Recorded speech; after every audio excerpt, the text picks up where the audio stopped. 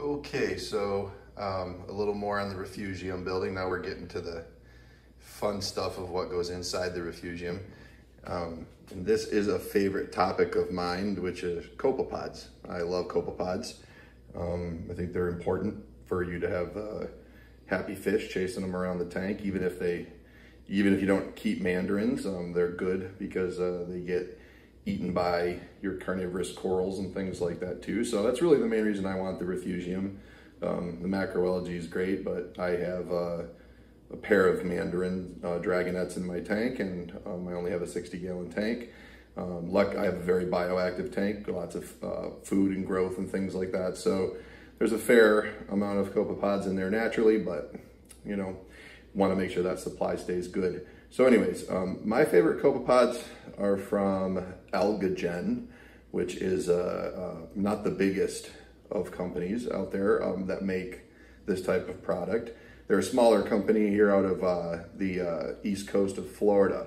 I live in Florida, so for something like this, which is a live creature, a live culture that you want to have shipped to you, and you usually pay extra to have it shipped to you, I like the idea of having a close carrier like that. So they get it to me real fast when I order it. This is the third time I've bought pods from them. I did not have a Refugium before, but I've bought pods from them a couple of times. So very happy with their product. You can get it through Marine Depot. That's who I use to get their product from. It works very well. You'll notice pod growth in your tank if you do it right within a week or so. Particularly the Tisbe pods. So that's kind of what I want to talk about in this video. If you're unfamiliar with pods, the different kind of pods, and as far as starting up that Refugium, what we're going to do is use Algagen's startup kit for it to provide the base. And then plus there's a big handful of Chaeto macro-algae in there right now that the pods will eat and live in as well. So anyways, so what do we have here for the startup kit? Well, we have 2 small bags of pods and also some Phycopure, which is going to jumpstart the feeding of them in their population. And the Phycopure is good to get into Phycopure, I mean, is good to get into the main tank too. So, and then we have one larger bag of pods too that we're going to use to seed the main tank over again. I recently had a move and emptied a lot of my tank out, and I'm sure I lost a lot of pods along the way. So I'm trying to reestablish my pod growth as quickly as possible because I used to have a ton of pods in my tank. So, and hopefully the Refugium will help me keep a consistent population. So anyways, we got 2 different kinds here. Your basic pods is good for any kind of warm tank, any kind of tropical tank, would be these Tisbe pods here. Unimpressive when you look at them in a bag. You can't see them, they're tiny. When you do see them, they're the little racers that race on your glass and stuff, the little specks that race.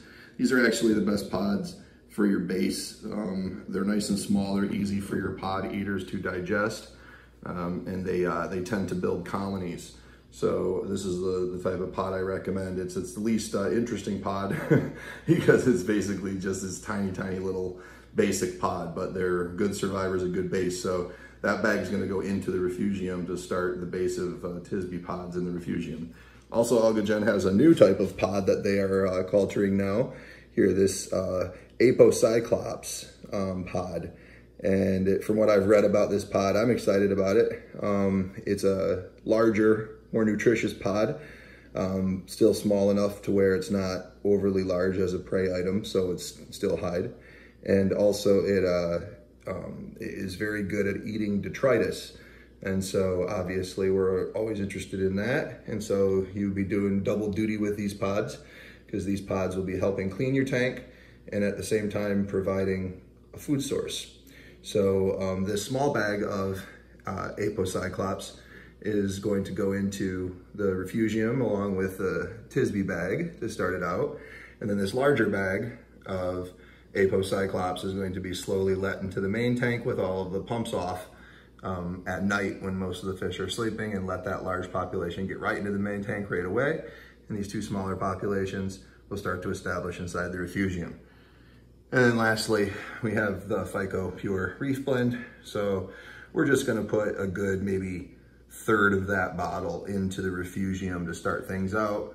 and then just periodically add a teaspoon of it in there to make sure that the little pods got plenty of food so that they multiply and breed as quick as possible.